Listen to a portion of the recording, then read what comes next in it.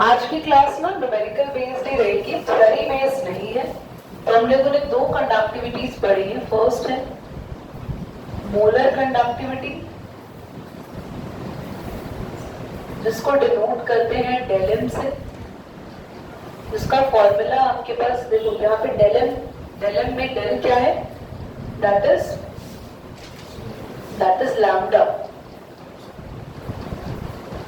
ठीक है, that is lambda k into में 1000 अपॉन में m is the molarity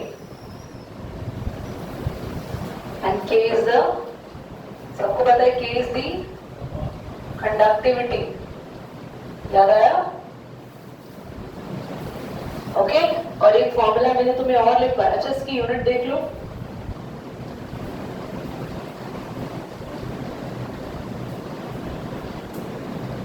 एक फॉर्मूला और लिखवाया ना, conductance is equal to conductivity into में मोलर कंडक्टिविटी। एक वैसे काम आ जाएगा आपको आपका फॉर्मूला किसी चीज में। नॉर्मली आप न्यूमेरिकल्स घर में कंडक्टेंस क्या होता है, जी कापा इनटू में डेल, तो ये याद रखना। नेक्स्ट आते हैं हम लोगों के पास, अच्छा what is molar conductivity and what is, एक मिनट और दूसरी पढ़ लेते हैं, what is equivalent conductivity. Equivalent भी बोलते हैं, इक्विवेलेंस भी बोलते हैं। ये डिनोट करते हैं खाली डेल से, जिसका फॉर्मूला है कापा इनटू में 1000 अपॉन सी। सी का मतलब है नॉर्मैलिटी। बच्चों नॉर्मैलिटी पढ़ाया है ना मैंने सॉल्यूशन चैप्टर में आपको, and N stands for molarity. तो जब आप लोग एक्चुअली में कंडक्टिविटी कैलकुलेट करते हो with the help of molarity, और जब आप किसी भी सॉल्यूशन में 1 मोल आयन डिसॉल्व करते हो पर लीटर में, 1 मोल पर लीटर क्यों बोल रहे हैं, क्योंकि मोलैरिटी की यूनिट क्या होती है, मोल पर लीटर। जब आप 1 मोल आयंस 1 मोल इलेक्ट्रोलाइट पर लीटर सॉल्यूशन में डिसॉल्व करते हो तो कौन सी कंडक्टिविटी होती है, मोलर कंडक्टिविटी। पर जब आप इसकी यूनिट देखो क्या होती है,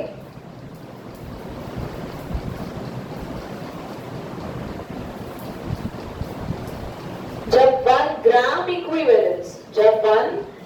इक्विवेलेंस डिसॉल्व करते हो आप लोग किसमें, 1 लीटर ऑफ सॉल्यूशन में, तो कौन सी कंडक्टिविटी आती है, इक्विवेलेंट कंडक्टिविटी। दोनों कंडक्टिविटीज पर न्यूमेरिकल्स आते हैं, थ्योरी क्वेश्चंस नहीं आते, और न्यूमेरिकल के चांसेस भी बहुत रेयर है, चांसेस बहुत कम है कि वो न्यूमेरिकल पर आते हैं। बट इनपे ना आगे जाके ना आप कुछ क्वेश्चंस, अभी कुछ टॉपिक पढ़ोगे, अभी तो आपने डेफिनेशन पढ़ी है, आगे जाके आप ना इनका एक्चुअली पढ़ोगे कि किसी भी टैंक के अंदर एक इलेक्ट्रोलाइटिक टैंक है। हम पढ़ क्या रहे हैं पूरे चैप्टर में, इलेक्ट्रोकेमिस्ट्री। इस पूरे चैप्टर में हम क्या पढ़ रहे हैं, डिफरेंट टाइप्स के सेल्स पढ़ेंगे। सेल्स में किस चीज का रोल है, इलेक्ट्रोलाइट्स का। इलेक्ट्रोलाइट्स कौन होते हैं, जो टैंक में होते हैं। टैंक में इलेक्ट्रोलाइट्स का काम क्या है, वो इलेक्ट्रिसिटी प्रोवाइड करते हैं। तो हम लोग इलेक्ट्रिसिटी प्रोवाइड करने वाले मेथड में ये जानेंगे किसी भी सॉल्यूशन की मोलर कंडक्टिविटी या इक्विवेलेंट कंडक्टिविटी। अगर आपने उस सॉल्यूशन में पानी डाल दिया, डाइल्यूट कर दिया, या और ऊपर से इलेक्ट्रोलाइट डाल दिया, तो दोनों में से किस केस में कंडक्टिविटी ज्यादा होगी। तो थोड़ा सा थ्योरी वाला पार्ट आने वाला है न्यूमेरिकल्स के बाद, जो मोस्ट इंपॉर्टेंट है, वरना अभी इसमें से कुछ नहीं आएगा। इसमें से कुछ सिंपल न्यूमेरिकल्स आएंगे जो हम अभी करने वाले हैं, नोट करो उसको। इसमें कंडक्टिविटी क्या पढ़ा था बच्चों, क्या था कंडक्टिविटी, कापा, जो कि किसके इक्वल था, 1 अपॉन रो के। याद आया थोड़ा बहुत? अच्छा रो का फॉर्मूला बताओ क्या होता है, आर का फॉर्मूला होता था ना, रो एल अपॉन ए।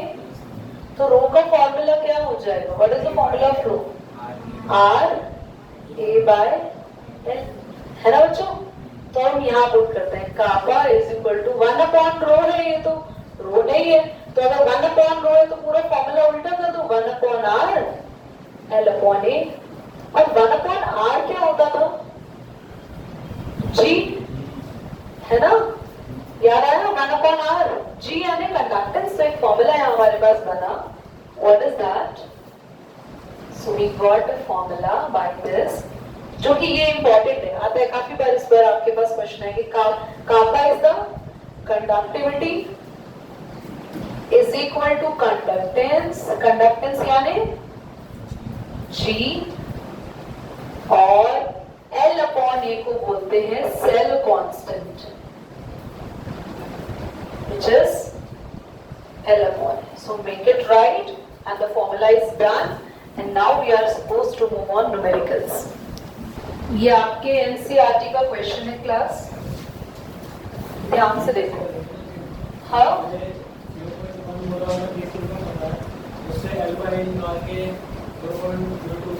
वेरी गुड वेरी गुड, देखो ध्यान से देखो, पूरी क्लास का ध्यान यहाँ होना चाहिए। हमारे पास सेल तो एक ही है, पर एक बार अगर हम केस 1 देखें तो केस 1 में 0.01 मोलर KCl जो दे रखा है, यहाँ पर इस केस में आपको इसका क्या दे रखा है, रेजिस्टेंस दे रखा है, क्या दे रखा है, कितना,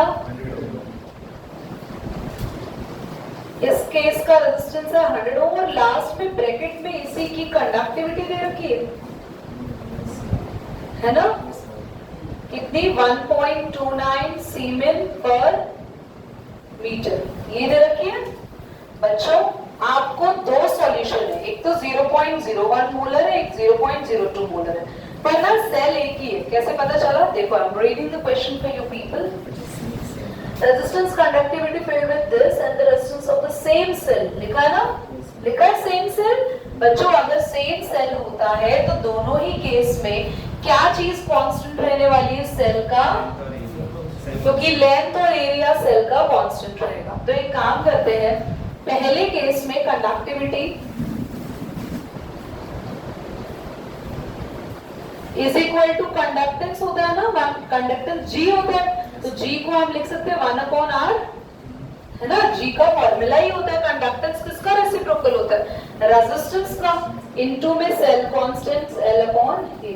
कंडक्टिविटी हमें दी हुई है 1.29, रेजिस्टेंस हमें दिया है 100 ओम, तो क्या इसकी हेल्प से हम सेल कांस्टेंट निकाल सकते हैं, कितना आएगा, 1.29 मल्टीप्लाई 100, ये क्या आ गया आपके पास।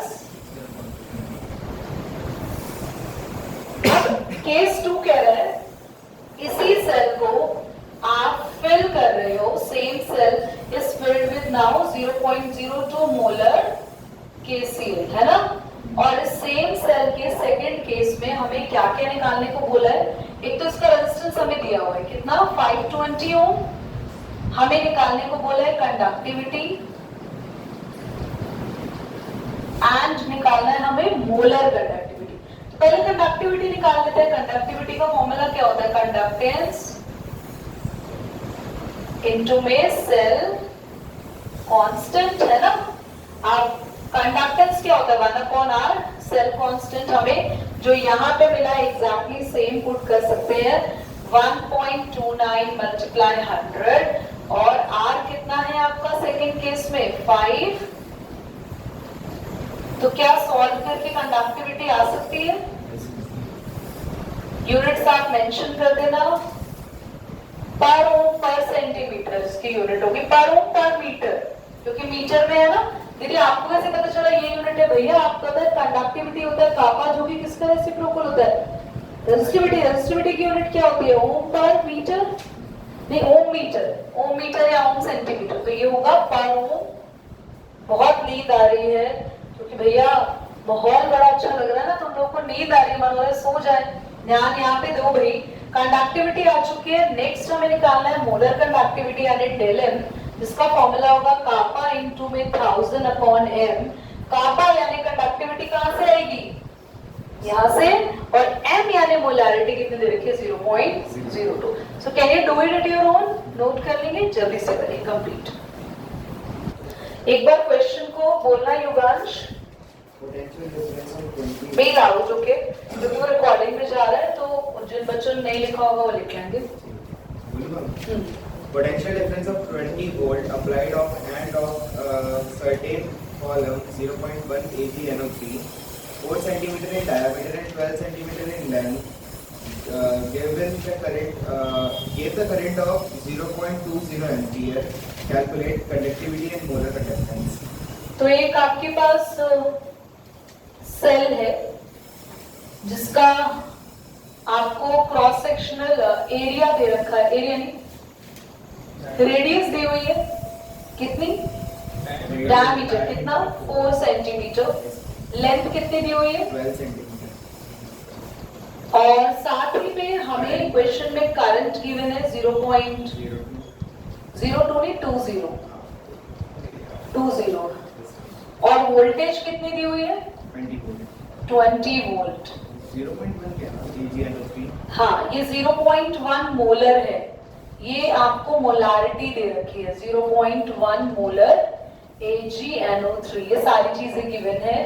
फर्स्ट पार्ट में हमें क्वेश्चन ने बोला कंडक्टिविटी निकालो, तो कंडक्टिविटी का फॉर्मूला होता है कंडक्टेंस इनटू में सेल कांस्टेंट। कंडक्टेंस होता है G यानी 1/R और सेल कांस्टेंट होता है L/A।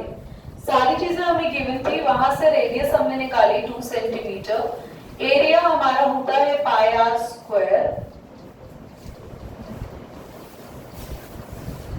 और हमारे पास R आ जाएगा क्योंकि V = IR होता है, तो R हो जाएगा V/I, दैट इज कितना आ रहा है 20 ओम, नहीं 20 नहीं 100 ओम, ठीक है, क्योंकि 2 0 ऊपर जाएंगे एंड 20 से 20 कैंसिल हो जाएगा, तो 1/100, लेंथ हमें दे रखी है 12, एरिया हो गया 22/7, ऊपर लिख दो इनटू में 2 × 2, तो आप आराम से सॉल्व करके यहाँ पे कापा निकाल सकते हो कंडक्टिविटी, और सेकेंड पार्ट में मोलर कंडक्टिविटी दी हुई है, तो कापा यहीं से आएगा, मल्टीप्लाई बाय 1000/m दे रखा है 0.1, you can have the molar conductivity. Question is easy, क्या आपको समझ आ रही है क्वेश्चन? हाँ, तो क्वेश्चन एक रहेगा नेक्स्ट आपका, the electrical resistance of a column 0.05 molar NaOH solution of diameter 1 centimeter, length 50 centimeter, 50 is 5.55 10⁻³ ohm. 5.55 10⁻³ ohm. Calculate first part resistivity, second conductivity, third molar conductivity. तो ये आप घर से करेंगे, आई थिंक सेम ही है जिस तरह की, हाँ जी बच्चों, diameter 1 centimeter and length 50 centimeter. So this is also an NCERT question. ये सेकंड वाला नहीं था जो अभी हमने बोर्ड पे किया, बाकी के फर्स्ट एंड थर्ड दोनों NCERT है। अब आप नेक्स्ट हेडिंग पर आएंगे, और हम लोग जो कंडक्टिविटी के बारे में बात कर रहे थे ना थोड़ी देर पहले, मैंने बताया था कि और वाटर ऐड कर देंगे या और इलेक्ट्रोलाइट ऐड करेंगे तो क्या चेंज आएगा।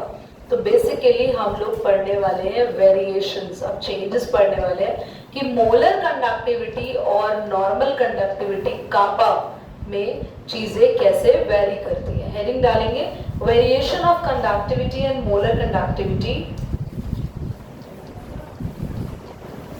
Variation of conductivity and molar conductivity with concentration, variation of conductivity and molar conductivity with concentration.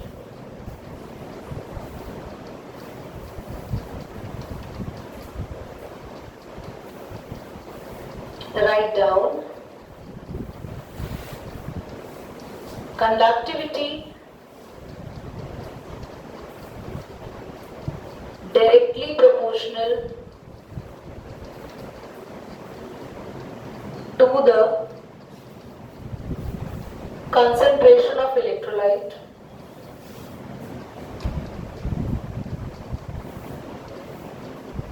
hence as concentrated as the solution,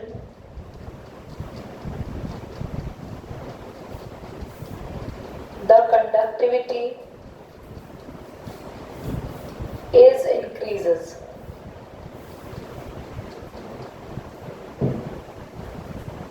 Whereas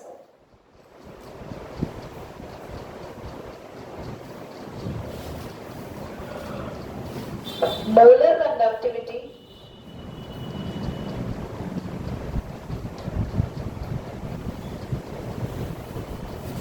inversely proportional to the concentration of electrolyte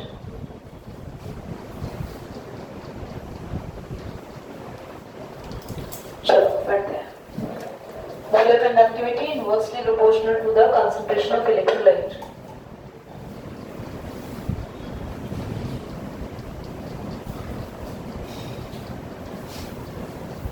class ध्यान से समझेंगे आप सभी हम बात कर रहे हैं कंडक्टिविटी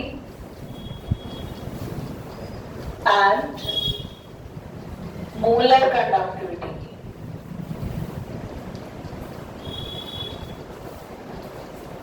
कंडक्टिविटी जिसको डिपेंड करते हैं हम लोग कापा से रिप्रेजेंट करते हैं इसको डेल्टा से सबसे पहले हम फर्स्ट केस पढ़ेंगे जो कापा है वो डायरेक्टली प्रोपोर्शनल होता है कंसंट्रेशन ऑफ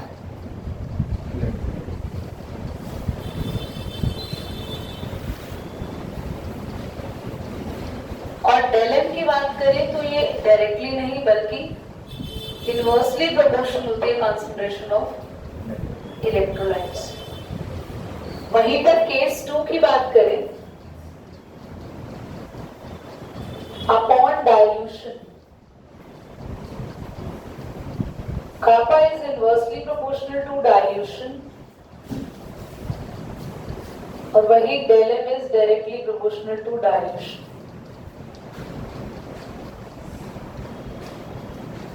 सिंपल लैंग्वेज में अगर आपको मैं समझाऊं तो कंडक्टिविटी और मोलर कंडक्टिविटी है क्या अगर हम बात करते हैं किसी भी इलेक्ट्रोलाइटिक टैंक की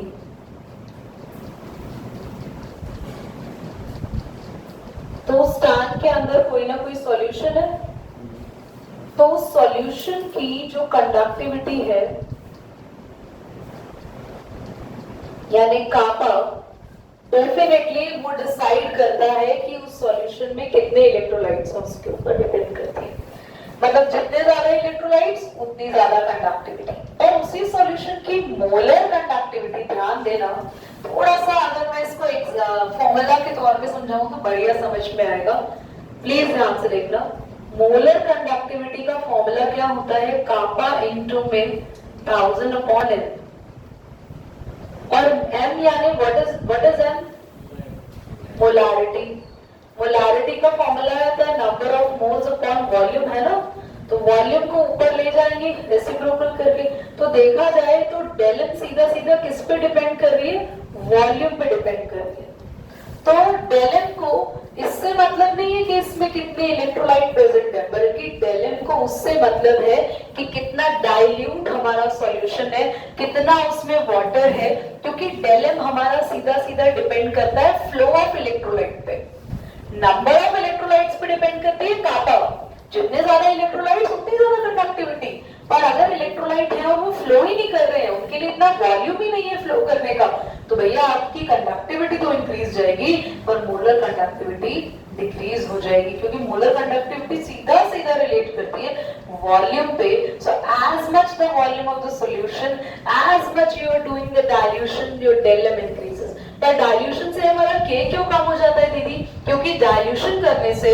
जैसे ही मेरी बात ध्यान से सुनना तुमने ना शिकंजी बनाई lemonade so you are adding salt you are adding lemon juice everything you are going to add but आपने बड़े कॉन्सेंट्रेटेड से फ्लेवर रखे हैं तो पीने में डेफिनेटली मजा आएगा सब कुछ टेस्ट का पता चलेगा बट आपको लगा गेस्ट बढ़ गए तो उसी कॉन्सेंट्रेटेड फ्लेवर में आपने बहुत सारा पानी मिला दिया तो शिकंजी में कोई टेस्ट नहीं आने वाला तो सेम ऐसा होने वाला है बहुत सारा पानी मिलाते ही नंबर ऑफ इलेक्ट्रोलाइट्स ऑटोमेटिकली कम हो जाते हैं अब जो इलेक्ट्रोलाइट्स इतने सारे पानी में तो कम ही दिखेंगे ना तो बहुत सारा पानी मिलाते ही कंसेंट्रेशन कम हो जाती है इलेक्ट्रोलाइट्स की तो ऑटोमेटिकली कापा कम हो जाता है। इसीलिए डाइल्यूशन के साथ कापा का रिलेशन इनवर्सली प्रोपोर्शनल रहता है। जितना डाइल्यूट करेंगे, जितना पानी डालेंगे, जितना वॉल्यूम बढ़ाएंगे, डेलम तो बढ़ेगा बट कापा हमारा कम होता चला जाएगा। बल्कि कापा किस पे डिपेंड करता है? कापा कह रहे भैया मेरा वॉल्यूम से कोई लेना देना नहीं है, मेरा सीधा सीधा लेना देना है कि आपका जो भी लिक्विड है उसमें कितनी कंसंट्रेशन में इलेक्ट्रोलाइट्स है। और डेलम के लिए मेरा कंसंट्रेशन ऑफ इलेक्ट्रोलाइट से कोई लेना देना नहीं है, बल्कि वो कम हो या ज्यादा हो, मेरा मेन मतलब किससे है? डाइल्यूशन से। क्या आपको समझ में आ गया? तो किसी भी सॉल्यूशन की कंसंट्रेशन अगर हम बढ़ा देते हैं, उसमें नंबर ऑफ इलेक्ट्रोलाइट्स बढ़ा देते हैं, तो ऑटोमेटिकली हमारा कापा बढ़ जाएगा। और अगर आपने उस सॉल्यूशन को डाइल्यूट पे डाइल्यूट कर दिया तो आपका क्या इंक्रीज हो जाएगा? डेलम। समझ में आया? इसको नोट करो। अच्छा, एक चीज और बच्चों, इस फॉर्मूला को मैंने कहा था कि नोट नहीं करना, मैं आपको इसको ठीक से लिखवा देती हूँ और थोड़ा सा क्लियर कर देती हूँ। प्लीज बोर्ड पे देखो। तो डेल एम का फॉर्मूला आपका ये था, मैंने मोलारिटी को भी खोल के लिख दिया। तो बेटा 1000 और n पे तो कुछ डिपेंड करेगा नहीं, तो हम इसको जरा ठीक से लिख दे। तो कापा इंटू वी लिख दे और इसको देख के तुम्हें सारी चीजें समझ में आ जाएगी। डेल एम और वी का कैसे रिलेशन आ रहा है? कैसा? Directly proportional. और वी नीचे ले आओगे तो कापा और वी का कैसा रिलेशन आ रहा है? इनवर्सली। इसलिए वॉल्यूम बढ़ाते ही, पानी ऐड करते ही डेलम बढ़ रहा है और वाटर ऐड करते ही, वॉल्यूम बढ़ाते ही कापा हमारा कम हो रहा है। समझ में आया? पक्का? तो एक काम करो, उस फॉर्मूला को ऐसे ओपन करके लिखो, देन उसके बाद ये लिख लो और ये दोनों टर्म से आपको सारी चीजें क्लियर हो जाएंगी। ओके? अभी है टाइम,